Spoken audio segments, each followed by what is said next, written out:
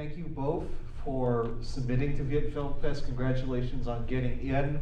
I do need to note that when the programming team, programming intern Jen Nguyen is here, I just want to acknowledge her. Can you please stand up, Jen, so we can applaud you? So when programming intern Jen Nguyen, myself, and programming fellow Zhang Guqi were constructing the program and the schedule, this was one of the most natural short film set and feature film combinations. This was easy. That was the easy part. But let's get to the hard part, making your films. Both of you have significant child performances, obviously. What was it like directing children versus directing adults, beginning with Lucia? Hi, thank you so much for including the film, first off, and I'm honored to have been just preceding this incredible masterpiece. It blew my mind. It was just so fantastic. So grateful to be here. In terms of working with kids, I've worked with them for about 10 years and then some. I think the hardest part is labor laws in California. Other than that, I feel like I am a kid at heart, and so I feel like working with kids just makes sense. I understand where they're coming from, and I understand how to get them to where they need to be, and at the same time, just understanding also that they're just kids. So they need their time and energy and peace, and that is okay. And then they need to be out of there by the 9th hour of the day.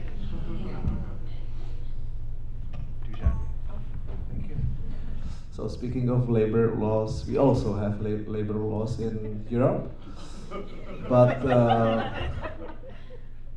we were somehow like hoping that the Vietnamese parents can be like with us, so we can sometimes only break the law, so we could have the kids for a little bit longer than just 8 hours. But my children, so I pick them all over the Republic, but the most important one, Thai, is my neighbor, and I've known him since he was like 5, and I saw his energy, and when I met him, I knew that his time might come, but so when directing them, I barely tell them anything, I just follow. And they do the funny stuff. I'm just there to create a safe space. Back to Lucia first. May I ask, and I suspect there is an element of this in both of your films, how biographical are both your films to you or to other people you know? No, I always tell people this. It is loosely based on my childhood, knife fight, the dialogue. I have a running list of quotes from my middle brother who already escaped the theater. He was here. So things like him telling me he's my elder, even though we're 3 years apart. And at this period in time of the film, Lucy is 7 and her brother is 10. That's one of the quotes that my brother would have said. And yeah, I always grabbed, naturally so, I gravitated towards the butcher knife in my household, but we went for a cleaver for a little less rated R, I suppose. But no, we fought with knives. But I like to say that this is like the PG version of our childhood. It was far, far worse than this. It's just a loosely based biopic of our family. Same question. Can you repeat the question, please? How biographical was this film to you or to other people that you know? So, this is my first feature film, so I wanted it to be very personal. So, I took all the stories that I had and I combined them into this film. And these stories belong mostly to me, my brother, and my friends. Who are Vietnamese, by the way, because it's not like here, because I can see only Vietnamese people here, apart from some people here. but Little Saigon is a crazy thing for me, because in Czech Republic you have like 5 Vietnamese friends, and that's a lot. I mean, you said over dinner last night that you found Southern California exotic. I have never heard the word exotic applied to Southern California, but there you are. Yeah, I'm from Czech, you know. So for me it was very exotic, first, you know, and then secondly the distances. You have to drive a lot. I'm not used to it. All right, I'm going to move to an individualized question for the both of you, again beginning with Lucia. Lucia, what was the most, other than the child labor laws that you had to abide by, what was the most difficult aspect of production, and how did you grow from that? That's a good question. Yeah, aside from labor laws, which we most definitely abided by, I guess it's just getting people to believe in this art project of ours and having the confidence to also ask for support. Finding the crew was seamless.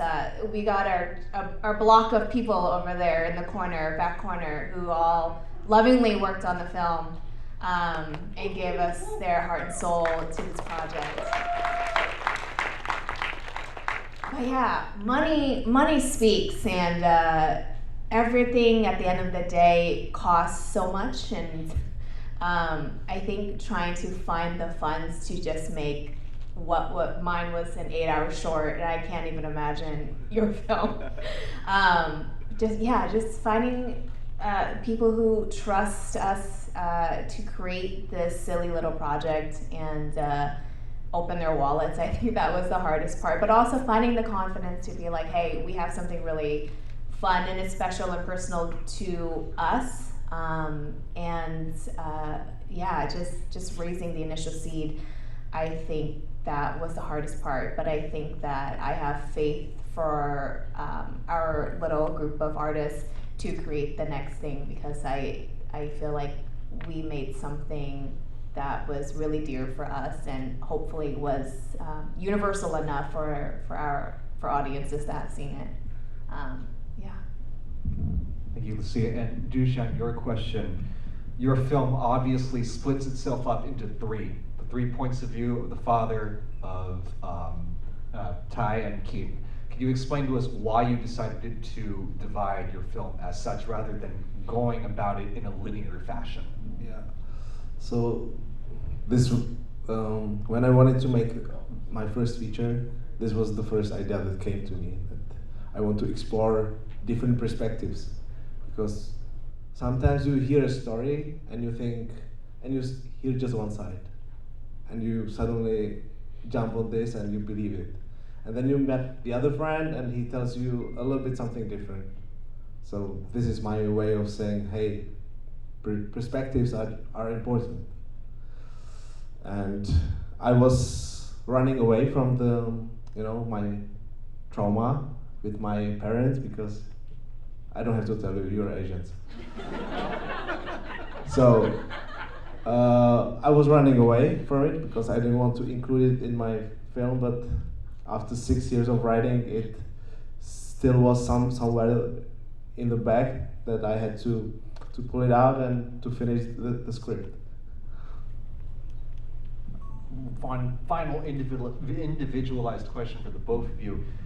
Lucia, you said that you had to tone this down a notch. Was there anything left on the cutting room floor that you wished was in the film at the end?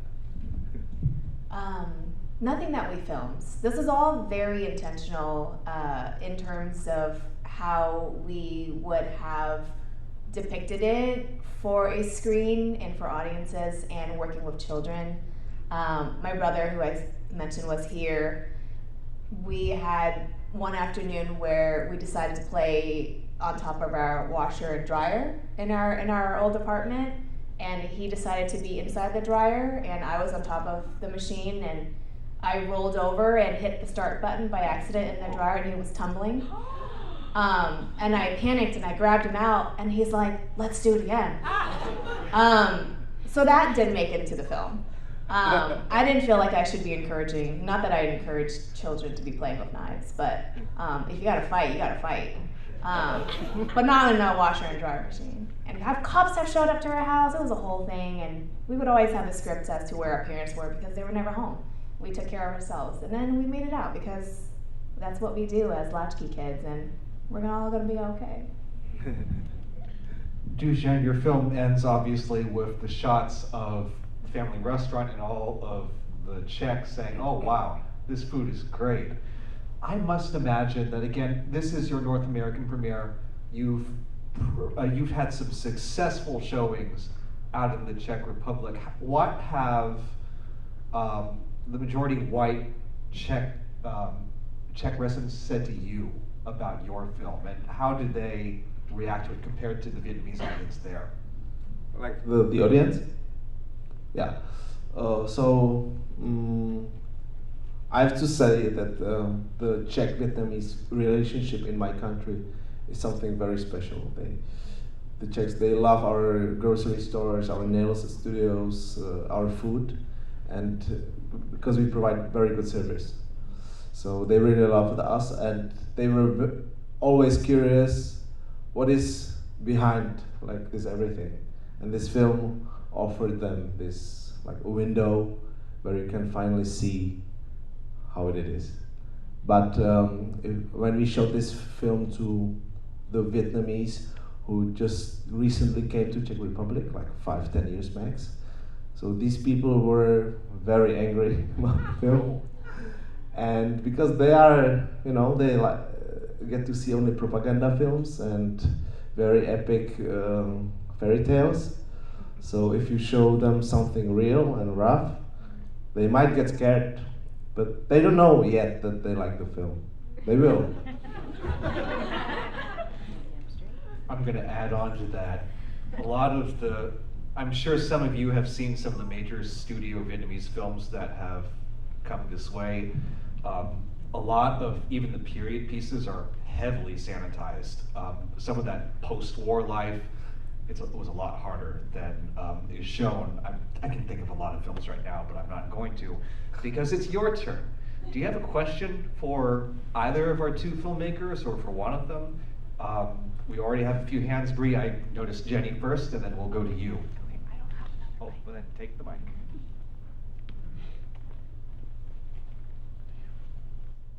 Hi. First of all, I just want to say both of your films, excellent, loved it, like super loved it. My daughter's only 2, so she was watching Baby Shark, but I'm sure when she's 20, she can watch it. But I just had a quick question for you, Dujan, about the actors for your film. They were freaking phenomenal, and I think this is a tribute to you as a director. And they're so natural, and their Vietnamese is so excellent. And I'm just curious about the acting pool in Czech Republic, and were they professional actors or non-actors that you workshopped with a lot, and just curious about the cast because they're just very believable. Okay, so the process, everybody was scared of it, including me, because we don't have actors in Czech Republic like from Vietnam, so we had to pick these people from nail salons and grocery stores and convince them that they shouldn't be working in their store. I wasn't afraid that their skill won't be enough. I was just afraid that they will love their work much better than, I don't know, fame,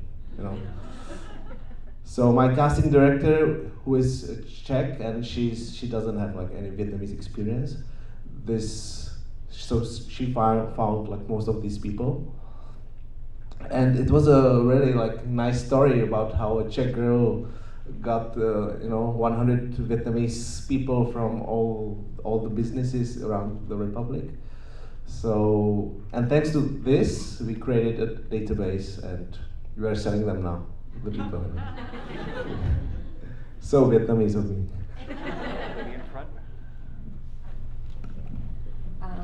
Well, great minds think alike, because that was like my exact question, Jenny. But I was also curious about the, I guess, Vietnamese creative community presence there, and did your film inspire, I guess, other people to be creative or filmmakers? Yeah, so to be honest, there are people, starting and are emerging. But I was the first one to break it, to like go through and make a splash. And I hope that me always being in interviews and doing this for the film will help someone else who will take after me, let's say. And because we showed, thanks to this film, the Czechs the term Viet Film, and right now they are kind of hungry for Viet films, so it's gonna happen. Well, I just want to say congratulations to both of you. Both are really beautiful films and also latchkey kids, so thanks for representing us. Anybody else have a question right over there? Black.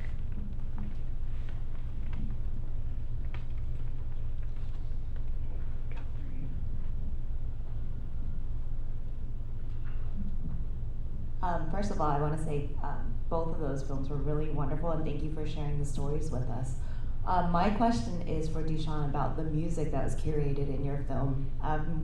Earlier, I just heard about Vietnamese creatives in Czech, and I noticed the last song was a hip-hop song that had Vietnamese words in it. So I was wondering how you curated the soundtrack or the music for this. Okay, so the last song, me and my editor, we were editing the offline, and we got into a music bank and we downloaded a random track that we liked, but it had English, vocals, and we want this film to be a Czech film, so we changed the vocals, and I brought to my Vietnamese friends who did the rapping to it, and the Vietnamese part is actually Kien. He's a singer also, so we want to build his career around this film and help him to be the singer. So the music was really, and before this song there was, I know that you didn't understand, it was Czech, but it was a very racist song from Millennium, and he's making fun of from the market and the fakes and the Vietnamese and how dull they are and etc. So too bad that you didn't understand. Any other questions in blue? We're just gonna come around. I can. Oh, yeah. Yeah, good voice. What's the significance of setting it in 2001? Wow. It's not connected to your 2001, if that's you're asking. And in that year I was 10 years old, and I was about the age of Thai. So as I said, I wanted it to make a super personal film, so that's why I even picked the right year. Any other questions? Jen.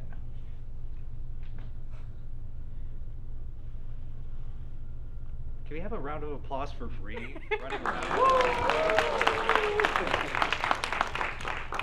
So, a big part of this festival is the collaboration between Vietnamese artists, and I couldn't help but see in your credits that Pham Ngọc Lung was your Vietnamese producer. So, would you mind sharing a bit about how you got connected and your collaboration for this film? Who is the filmmaker of Guli Never Cries, if I'm correct? Cool. So he's very art house, and this film is not his style. But I got to know him because they texted me on Vimeo that they want to produce a short film if I can help them raise the money. So I did. So we made a short film, and then I used them to help me in Vietnam. But the process in Vietnam shooting was very hard because we were doing the last scene, the family house in Vietnam, and the local police didn't allow us to shoot at all, even though we got all the stamps from the biggest people. But the locals, they were afraid because we were shooting in a house that was not very nice. So they were afraid that we are giving the image of poor Vietnam. Yeah, and the film, yeah, I answered. Any other questions as we hit the 5-minute mark right here? Hello. The movies, I mean, both of your movies were so great. I just wanted to clarify. So, were the knives real? 100% yes. We, our production designers, they sanded down the knife. So, like, before we did the stunt scenes, I was literally playing with them. So they could not hurt a child. And we had a studio teacher. She would have never let us otherwise. Oh, so it was completely sanded down. Yeah. No, it was completely blunt. You couldn't cut like chicken with it. How long was the training or the choreography, I guess? Oh, like the day of. Nice. I mean, you just had them chase each other with knives. For hours. They're not used to like screaming or fighting or anything. So it just took it took me a little while to direct like Audrey, who plays Lucy, to like scream. And to the point where like we had to ADR it because she just still couldn't like do the extra scream on site. Yeah, so I had to get them to be a little bit more aggressive. That's amazing. And also for Dujan, ever since you made this movie, have your parents and your brother seen it, and have they reacted? And how Yeah. have they reacted? So I have history with my parents with filmmaking because on the first film I used my family to just act in the film, and on second film I made a film about my father, and I chose my father and my brother to be in the film. So that's a way how to spend some time with your parents, you know. So when they saw this film, they knew like something will come out of this film, like some topics, but we haven't like really spoken about the specifics, you know, because it's still awkward. But if you see the film, you see the film, and you know what I meant, right? So yeah, but in the we had a world premiere in a cinema 1.2K people, and the atmosphere was really good, and my parents, they came to me and we didn't have to say anything, you know. My father just hugged me for like first time. Yeah, we don't hug. And my mother was like crying, and was like, yeah, that's it. That's great, congratulations. All right, and that is all the time for. I'm going to ask one final group question, and then we'll. Thank you, Bree. Final question for the both of you. Do you have any future projects that you would like to talk about? Dusan, you're heading to Hamburg for something very important tomorrow. Okay, so I'll start. If you. So I have to leave, like in 3 hours, because I'm working on a new project, because it's supposed to be a German-Czech co-production, maybe, I don't know, one more country yet, but it's a story about the Vietnamese people when they first came to Europe. So it's an anthology, so it's got like 5 parts. Each part will be different. That's incredible. I can't believe you're taking LAX too. Yeah, no, I am in pre-production, working on a documentary based in about Silicon Valley, which is where I grew up in, and I'm just trying to get mentally prepared for it because it is about our very competitive school districts, which is where I grew up, yeah, it's gonna be too much of a downer for me to discuss further about it, but yeah, it's gonna be about the Silicon Valley. Well, I hope that we get to see your projects here again at Viet Film Fest in years to come. I wanted to thank both our filmmakers for making it out today. Can we have one round of applause for them?